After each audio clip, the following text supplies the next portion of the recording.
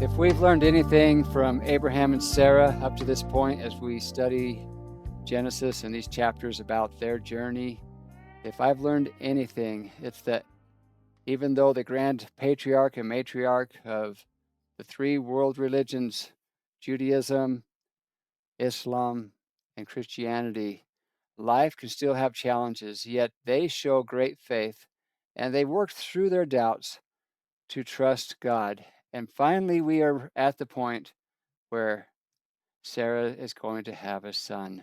Verse 1 of Genesis chapter 21, and Jehovah visited Sarah as he had said.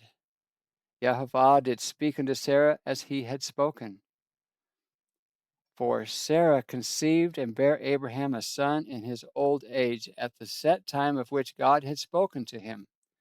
And Brother Halverson asked, did you catch those repeated phrases? As he had said, as he had spoken, just as he had spoken to Abraham and to Sarah, God is good. He's as good as his word. And I know that to be true myself. Now, our Hebrew scholar, Nehemiah Gordon, reminds us that the name Yitzhak, or Isaac, comes from the root word, and I can't even begin to pronounce that, but the root word means to laugh. And so when it says in verse 3, then Abraham called the name of his son that was born unto him, whom Sarah bare to him, Isaac. This is my laughter. This is my son of joy. Every time we call him, honey, we can laugh together. Our tragedy has finally turned into a comedy, and this will have a happy ending.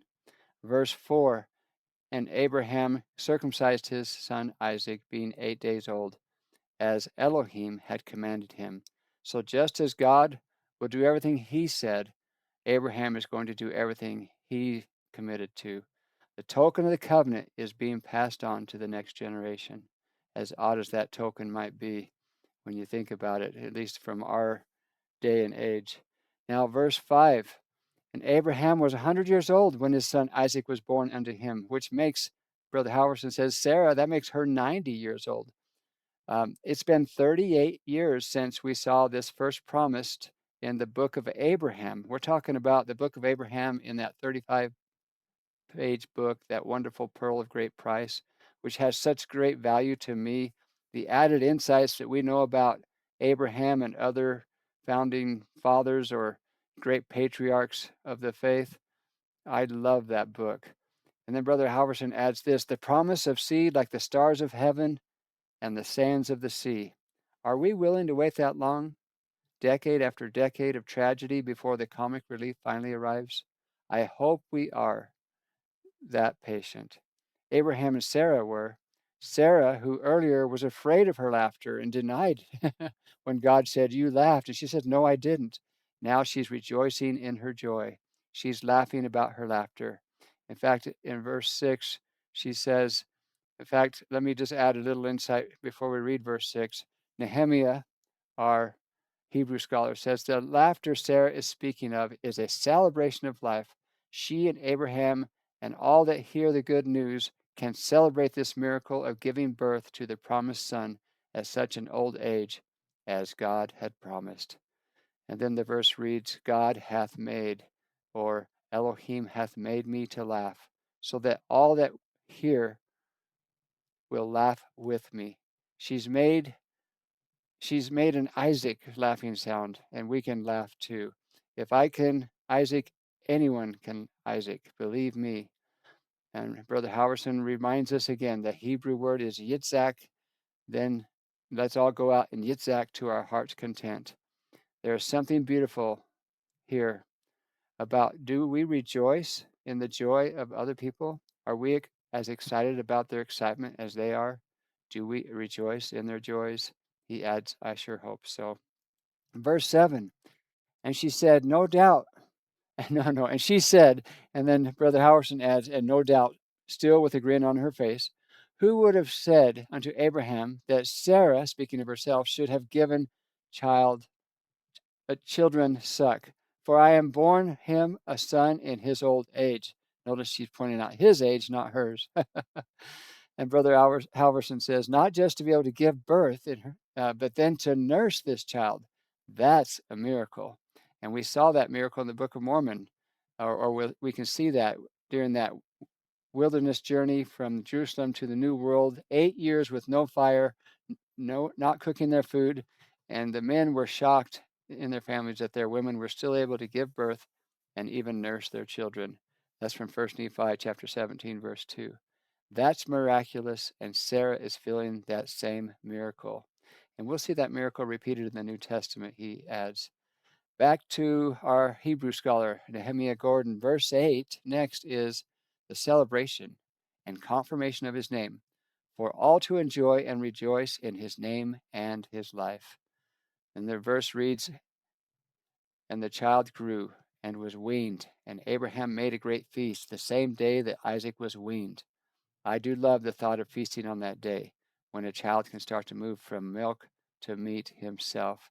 So even more time has passed, and now Isaac is old enough to start eating solid foods. Brother Halverson says in reading verse 9, and Sarah saw the son of Hagar, the Egyptian, which she had borne unto Abraham, mocking. Now, he adds, now mocking is a lot like laughter, just in a different way. And sure enough, in the Hebrew, it uses the same word. So now Ishmael is Isaacing himself, but in a negative way. We're seeing all of these, like where Sarah was laughing in a good way, but now Ishmael is laughing, but it's in the wrong way. Just like it happened with their mothers. This is pride from below that's probably going to spawn pride from above. Ishmael, who is now a mid to late teenager. He's probably 13 to 14 years old when he was circumcised. And now a year later, Isaac is born, and Isaac is his half brother. And now his half brother is now old enough to fend for himself a little bit, old enough to at least for Ishmael to mock him. And it's probably going to hurt his feelings a bit. So we're seeing this pride from below because evidently Ishmael feels like dad is really excited about the other son more than himself. But what he doesn't remember is that his dad was equally excited about him. Now, I'm just going to add right here before we move on. I appreciate Brother Halverson so much for his insights into Scripture. He truly is my favorite LDS scholar. But now I want you to pay attention to the Hebrew understanding we're going to gain from our Hebrew scholar Nehemiah Gordon, based on the original language, history, and context, and understand Nehemiah Gordon was raised an Orthodox Jew who then became a Karaite Jew, which is different than Orthodox. But what do the Jews think of this verse and what we're reading in this chapter? He says in verse 3, above the verb zitzak, to laugh, the root word for the name Isaac is explained. Another form of that verb is, and it's that word I can't pronounce, mitzakar, something like that, which means to play around. So both these words have the same root word, but this is a different conjugation, a different usage of the word. This context has a very sexual connotation. To fool around, as we would say in English. Well, in verse 9, Ishmael is actually molesting Isaac, according to Jewish tradition. And that's why Ishmael, the son of the bondwoman, is kicked out of the house. It has a sexual connotation to fool around, as we would say in the English language. So he goes, I guess the whole subject matter for this week's chapters seems to be one episode of another about sexual perversions. And if you look again at verse 9, chapter 21, we see what Ishmael was doing. In fact, he says to Jono from Australia, would you please read verse 9? Jonas reads it in his Bible, and it reads like this, and Sarah saw the son of Hagar, the Egyptian, whom she had borne to Abraham, scoffing. So that's different than mocking that we have in the King James. Now, our Methodist minister Keith Johnson, he says, my NIV Bible says mocking Nehemiah. So there, the NIV is similar to the KJV. So what are we trying to say? He asked Nehemiah, and our Hebrew scholar responds. The Hebrew word means fooling around. Yet the same word in Genesis 26, where Isaac and his wife are also doing the exact same thing, but obviously consensual because they're husband and wife. But there's a sexual connotation here because he's not just mocking, and playing around. He's getting kicked out of the house apparently because Ishmael is doing stuff he should not be doing. So apparently Sarah saw Ishmael fooling around with her son Isaac, and that's why Ishmael gets kicked out of the house. That's actually the traditional understanding of this verse. Now, Papa John, I just need to add something here and explain why I include a lot of this stuff. I enjoy reading from Jared Halverson's insights, but in an effort to expand our scriptural understanding, I also often include insights from Hebrew scholars like Nehemiah Gordon. And he's in this conversation with a notable Christians, Keith Johnson and Jono Vangar. Keith Johnson, the Methodist minister, and Jono, the scholar from Australia. And I felt it was good to include multiple perspectives for added clarity and possibilities in hopes that we can benefit from the perspective of these Hebrews, Christian, and LDS scholars. And it's definitely helped me look at scriptures in a new way and realize in the English Bible, we're missing so much because we were disconnected from the original language, history, and context. And then the last thing I wrote this years ago, this perhaps can challenge our faith, but it should also increase our faith as we learn to expand the limits of our understanding more fully and hopefully come closer to comprehending how the scriptures are written in God's own bosom to the salvation of mine own elect. And I'm quoting from Doctrine and Covenants 35:20, which talks about how the Word of God is in its purest form is in the bosom of God, and that He wants us to come to know Him and the Word. And I love how that plays into His Son, uh, to the salvation of mine own elect. Beautiful, beautiful. I love the Doctrine and Covenants. Now, our LDS scholar continues with verse 10. Wherefore she, Sarah, said unto Abraham, cast out this bondwoman and her son, for the son of this bondwoman shall not be heir with my son, even with Isaac. Now, Halverson adds, this hurts Abraham. He's as connected to both boys as you can get. But for Sarah, this is an old hurt that's coming back to haunt her. Sometimes she's not completely past it. What she thought she got over, well, now evidently the old trauma is still there, and this is a trigger moment in her life, and this is triggering all those emotions she felt clear back when Hagar was the first to conceive so quickly. Um, and then he adds, "Then I felt it again when she gave birth." So she when she got pregnant, she felt that pain. She felt it when he gave birth, and now she's feeling it again when she sees Ishmael mocking her son. And now she's like, I can't do this. I just can't do this. So she talks to Abraham. Verse 11, the thing was very grievous to Abraham's sight because of his son. This is my son. This isn't just some handmaid's kid. He belongs to me. He's a child of the covenant too. I love him. Verse 12, and Elohim says to Abraham, let it not be grievous in thy sight because of the lad, and because of thy bondwoman. In all that Sarah hath said unto thee, hearken unto her voice, for in Isaac shall thy seed be called. Now we're going to see very shortly, Brother Halverson adds, that God does provide for Ishmael and for Hagar. He does have a plan for that side of the family too, but he does allow this separation to take place, and two great nations will come as a result of it. This is Judaism versus Islam, because just as Judaism is putting the preference on Isaac and their focus on him as the heir, Islam puts the preference on Ishmael, that they believe that Ishmael is the child of promise. In fact, they believe that it was Ishmael in the next chapter who was going to be sacrificed by his father Abraham. But in the Hebrew understanding, In this case, no, they are sent away. Verse 13. Also of the son of the bondwoman will I make a nation, because he is thy seed. So the Lord is promising and reassuring Abraham again that Ishmael is his seed. Brother Halverson adds, I'm keeping an eye on him. That would be God speaking. Don't worry, and all will be well.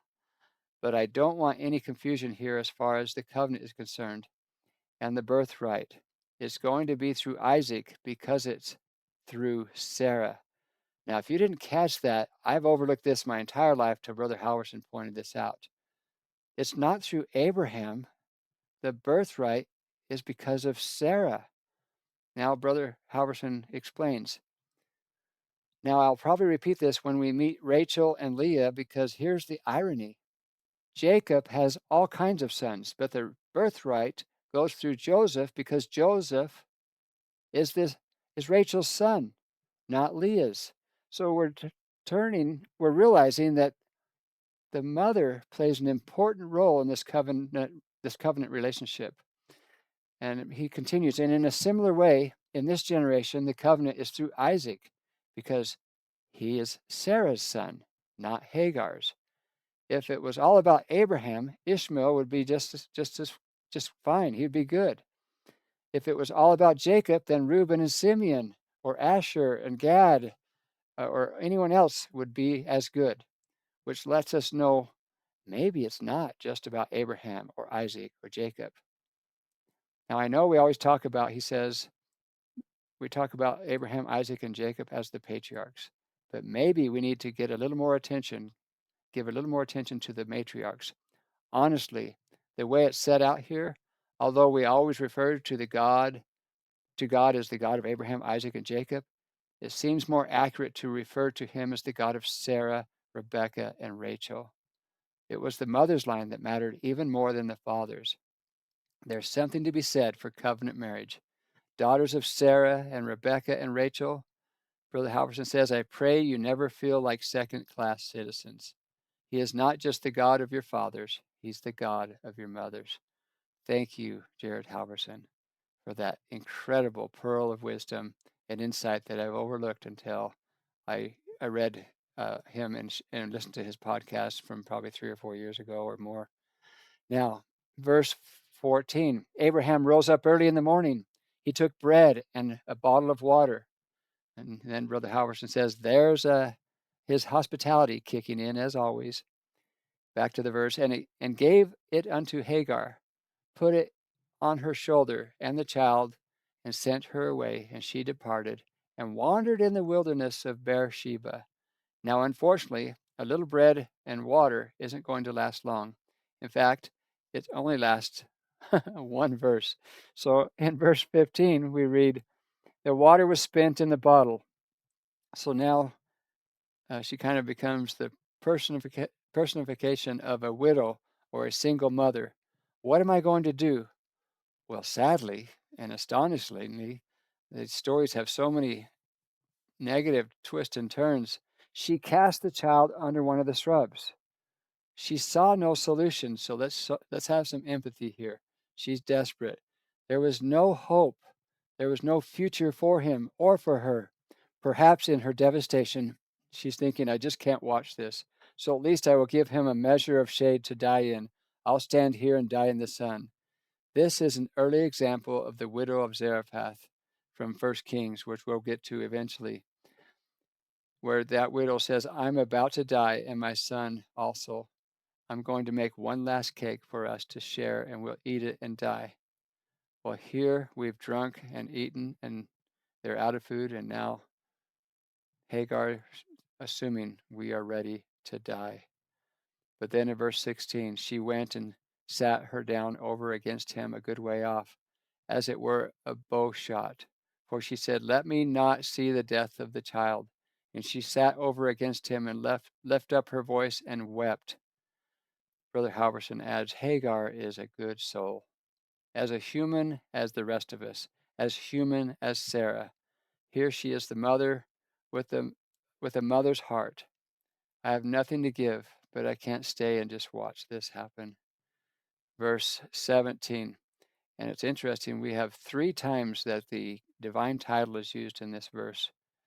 Now, Jared Halverson says, God comes through. He magnifies his mercies, making them obvious enough for us to find his grace.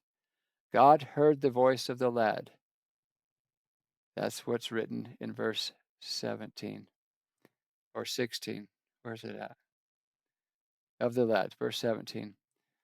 Now he's old enough. This isn't a baby under the shrub. This is a young boy, and God hears his voice. He is crying. Or is Ishmael praying? I can't tell, but God hears his voice. That should give all of us confidence that our prayers are heard. Brother Howerson continues, it doesn't even mention Hagar's voice, it mentions his voice. Have we taught them well enough to know they can pray for themselves? And then the verse continues, and the angel of Elohim called to Hagar out of heaven. Brother Howerson adds, so now the conversation goes that way. There's this triangle here. God is communicating with both of them. And the verse continues, and said unto her, what aileth thee, Hagar? Fear not, for God hath heard the voice of the lad where he is. Verse 18, and here's the magnification of mercy. The magnification of mercy. My apologies. Arise, lift up the lad, hold him in thine hand, for I will make him a great nation. Hold him in thy hand, because I'm holding him in mine. And God does that with each of us. I hope if anyone listening ever feels like they're alone, they'll remember how God hears these 2 dots or specks of like humanity out in the wilderness, in the desert, who have no hope left. Verse 18, actually 19. And Elohim opened her eyes, and she saw a well of water. And she went and filled the bottle with water and gave the lad drink. In some ways, we think it's a shrub out in the middle of the desert. Shrubs have to have something to survive on. I wonder if there's some water source nearby, closer than she realizes. She like we just needs eyes to see. This place of such devastation, a place of death, is actually a place of life in disguise once we have the eyes to see. The place you were going to bury your son is the place you'll be bringing him back to life. That's another preview of coming attractions. Abraham and Isaac's beautiful story in the next chapter. Now, verse 20, Brother Howerson continues, well, Elohim was with the lad, and he grew and dwelt in the wilderness and became an archer. And then the camera shifts back away from Hagar and Ishmael to Abraham and Sarah. And King Abimelech, he's still around too. So, verse 22, Abimelech and his chief captain tell Abraham, Elohim is with thee in all that thou doest. They recognize, the king and his captain recognize the difference. They attribute it to God, to Abraham, Abraham's God. They've come to know him through their dealings with Abraham and Sarah. So I find that powerful to realize that this king of a Gentile nation, so to speak, who is not part of Israel, is able to come to know the God of Israel, the Elohim of Israel, because of his interactions with Abraham and Sarah. And time has passed, and he's just watching their life. And I hope I can be such an example of a believer, and that anyone that knows me would never doubt that I am a believer. In fact, I asked my youngest son, Isaac, ironically, he was going through a period of life of rebellion in some ways, and I didn't know what to do other than continue to love him and be an example of a believer. So I asked him one night, I said, son, if one of your friends or several of your friends ever challenged you and said, your dad doesn't believe in God, what would your reaction be? And he laughed immediately and says, oh no, my dad believes in God. And then I knew that he knew that I knew. And I just continued to be an example of a believer. And I gave him to God. And not only did I love him, I gave him to God. And I told him that. I explained to him it took me a few weeks to tell him, I've given you to God, your future life and your interaction between you and God is between you and God. I love you. I always have. I always will. I believe you're just trying to please me, son. Just go forward in life and know I love you and always have and always will. And what's interesting is how quickly, once I gave him to God, that his life changed. It was quite amazing. Back to our story here, uh, verse 23. So they make a covenant with Abraham as well. This is the king and the captain. If God's willing to covenant with you, what's keeping us? And they say, now therefore swear unto me here by God, by Elohim, that thou wilt not deal falsely with me, nor with my son, nor with my son's son. But according to the kindness that I have done unto thee, thou shalt do unto me, and to the land wherein thou hast sojourned. And that sounds good to Abraham. So in verse 24, Abraham says, I will swear. It's like we've treated each other well. You've treated me well. I've treated you well. Can we continue this? Can we pass down peace instead of passing down war? And that would make a huge difference today in the Middle East. In fact, it could change the world. But it didn't last forever. In fact, it didn't last long because Abraham's servants and Abimelech's servants end up fighting over the well and the water. And in the Middle East, water is very valuable, more valuable than gold. So there's a sense that we can understand how and why that would happen. Verse 25, and Abraham reproved. Another translation says complained. Another one lodged he lodged a complaint or reasoned. But basically in the King James it says reproved Abimelech because of the well of water which Abimelech's servant had violently taken away. So Abimelech responds with, I wot not who had done this. That's Old English for you. So he's basically saying, I don't know what happened. Neither did thou tell me, neither yet have I heard it, but today. So he's coming into the know kind of late. Abraham assumed he knew about this conflict, but King Abimelech was totally ignorant to it. So basically, he's saying, hey, Abraham, I'm sorry. This is the first I've heard of it. We made a covenant together. And basically, Abraham realizes and understands and says, I trust you on that.